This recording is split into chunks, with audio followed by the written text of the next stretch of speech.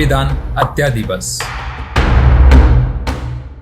25 जून को संविधान हत्या दिवस डिक्लेयर किया गया। इंडिया गवर्नमेंट ने ऐसे क्यों किया? इस दिन को इंडिया का इतिहास का ब्लैक डे भी कहा जाता है। साल 1975 को प्राइम मिनिस्टर इंदिरा गांधी जी ने इमरजेंसी को डिक्लेयर कर दिया। भाइयों और बहनों, राष्ट्रपति जी ने आपातकाल की घोषणा की है। लोगों का सारा राइट्स छीन लिया। ये सब 1975 से लेके 1977 तक 2 साल तक चला। इमरजेंसी का दौरान लाखों लोग को जेल में डाल दिया गया। ये सिर्फ आम आदमी के लिए नहीं, ऑपोजिशन का बड़े बड़े लीडर और रॉयल फैमिली को भी जेल में डाल दिया गया। उस समय देश में डिक्टेटरशिप आ गया था। इमरजेंसी क्यों लगा गया और इसका मेन रीजन क्या था? कुछ लोग का इमरजेंसी लगाने का मानना है कि ये नेशनलिस्ट मूव था। Even prime minister Indira Gandhi ji ने भी बताया इमरजेंसी लगाना देश के लिए बहुत जरूरत था, जिनसे सारे देश में सामान्य कार्य में बाधा डालने के उद्देश्य से कानून और व्यवस्था को चुनौती दी गई है। क्या कोई भी सरकार जो सरकार है देश के स्थायित्व को कैसे खतरे में पड़ने दे सकती है? चलो आज हम इस वीडियो में जानेंगे इस सब का पीछे क्या रीजन था इंदिरा गांधी जी ने इमरजेंसी को डिक्लेयर किया था। लेकिन उससे पहले मेरा आपसे एक रिक्वेस्ट है, प्लीज सब्सक्राइब करना ना भूलिए। इंदिरा गांधी को बहुत सारे लोग मॉडल ऑफ कॉन्स्टिट्यूशन भी बोल के कहते हैं, लेकिन इंदिरा गांधी स्माइलिंग बुद्धा इंडिया का फर्स्ट न्यूक्लियर टेस्ट से लेके सिक्किम जैसा नॉर्थ ईस्ट रीजन को इंडिया का इंटीग्रल पार्ट बनाने तक इंदिरा गांधी ने बहुत सारा अचीवमेंट किए थे। इवन फाउंडेशन ऑफ लॉ भी इंदिरा गांधी का टाइम पे हुआ था। फिर इंदिरा गांधी को मॉडल ऑफ कॉन्स्टिट्यूशन का टैग कैसे मिला? ये कहानी स्टार्ट होता है 1972 इलेक्शन से। 1972 का इलेक्शन को इंदिरा गांधी जी ने 91 में होने का डिक्लेयर कर दिया था। इससे ऑपोजिशन पार्टी जनसंघ भी चौंक गए थे। इस इलेक्शन में रायबरेली से इंदिरा गांधी को 1,80,000 वोट मिला और राजनारायण को 73,000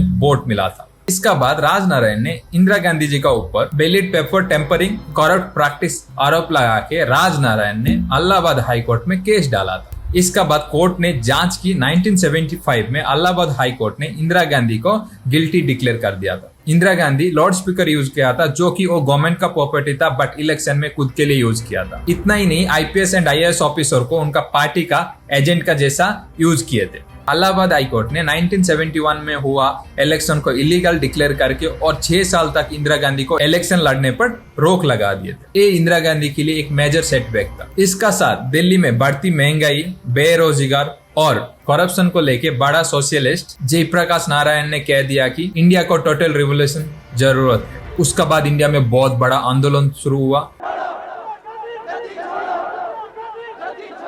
इससे इंदिरा गांधी ने 1975 जून 25 को ऑल इंडिया रेडियो पे इंटरनल डिस्टरबेंस का नाम देके इमरजेंसी डिक्लेयर कर दिया। इमरजेंसी डिक्लेयर होते ही रातों रात ऑपोजिशन लीडर को जेल में डाल दिया गया। इनमें से जयप्रकाश नारायण, अटल बिहारी वाजपेयी, अरुण जेटली और ऐसे कई सारे लीडर को जेल में डाल दिया गया। जेल में आम इंसान और नेता लोग को बहुत गंदे तरह से टॉर्चर किया जा रहा। Torture of political prison in India किताब पे एक कहा गया था। ऑलमोस्ट पूरा जेल कैदियों से भर गया था। उनको करंट शॉक भी दिया जा रहा था और बिना कपड़े आइस का ऊपर सुला के मारा जा रहा था। इतना लोग का शरीर पे कैंडल और सिगरेट को जलाया जाता था। कुछ को तो उनका यूरिन भी पीने के लिए मजबूर करते थे। इस टाइप का टॉर्चर किया जाता था, बट वो कॉन्विक्टेड क्रिमिनल भी नहीं थे। इतना ही नहीं, संजय गांधी नेतृत्व में फैमिली प्लानिंग का नाम देके जबरदस्ती नसबंदी किया जाता था। जैसे आजकल स्ट्रीट डॉग को पकड़ने के लिए म्युनिसिपल का गाड़ी घूमता है, वैसे ही लोगों को गाड़ी में डाल के नसबंदी करते थे। ये तो कुछ भी नहीं।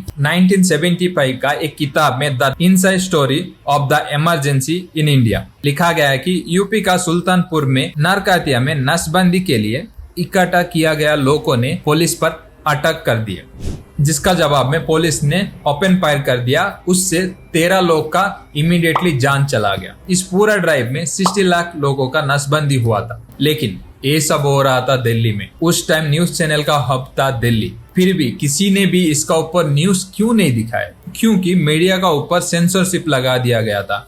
कोई भी न्यूज गवर्नमेंट का खिलाफ था, उसको पब्लिश होने पर बंद कर देते थे। इतना ही नहीं, संजय गांधी लोगों को डिस्ट्रैक्ट करने के लिए लेजेंडरी सिंगर किशोर कुमार को कांग्रेस का ऊपर एक गाना लिखने के लिए बताया, बट उन्होंने मना कर दिया। देन उनका पूरा म्यूजिक को बैन किया गया।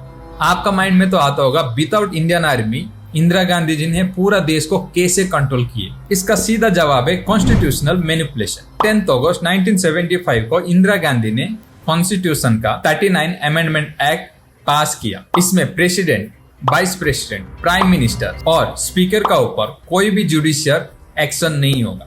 इससे सुप्रीम कोर्ट भी चाह के भी कुछ भी नहीं कर पाएगा। इससे क्या हुआ, इलाहाबाद हाई कोर्ट का डिसीजन का वजह से इंदिरा गांधी ने उनका सीट खोया था, वो उनको वापस मिल गया, क्योंकि कोर्ट का पास भी कोई भी पावर नहीं था प्राइम मिनिस्टर का खिलाफ बोलने का। और इतना ही नहीं, राइट ऑफ फ्रीडम को भी बैन कर दिए थे। और ऐसे कितना की कॉन्स्टिट्यूशन चेंज किया गया था। फिर आया 1977 का इलेक्शन और कांग्रेस ने हार गया और जनता पार्टी इलेक्शन जीत के उनका सरकार इंडिया में बना दी। क्या इंदिरा गांधी इमरजेंसी लगा के सही किया? कई एक्सपर्ट का मानना है कि इंदिरा गांधी जी ने इमरजेंसी लगाने का मेन रीजन था इंटरनेशनल एलिमेंट इंडिया गवर्नमेंट को गिराना चाहते थे। बट बहुत सारे लोगों का मानना ये है कि इंदिरा गांधी जी ने उनका कुर्सी बचाने के लिए इमरजेंसी लगाया। तो आपको क्या लगता है, इंदिरा गांधी जी ने किस लिए इमरजेंसी लगाया था? कमेंट करके जरूर बताना और मेरा चैनल को सब्सक्राइब करना ना भूलिए। नमस्कार।